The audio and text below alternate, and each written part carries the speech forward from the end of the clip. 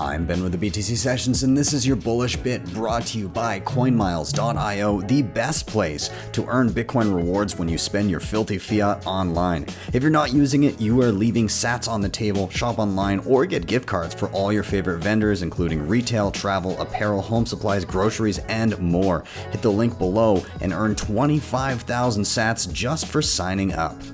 I'm going to preface this by saying never trust a politician. However, I find it encouraging when politicians outline certain lines of thought and the populace begins to react positively to them. In particular, reactions to like anti-CBDC sentiment, anti-central bank digital currency sentiment, general disdain for central banks, general disdain for government overreach and control over people's lives, and people that are talking about more personal responsibility, more of a kind of live and let live mentality, all of that kind of stuff. And so the person that I have in mind right now is kind of making the rounds because he won primary in Argentina. Javier Milei, I believe is how you say his name, Milei.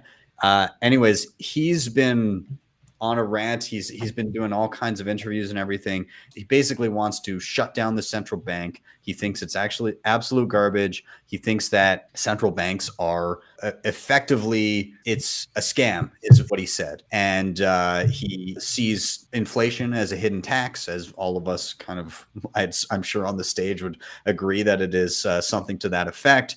And he's also very favorable and seems to understand why Bitcoin, although he is trying to dollarize the nation, I can kind of understand why he might do that first. And, any types of collectivism, he completely blasts.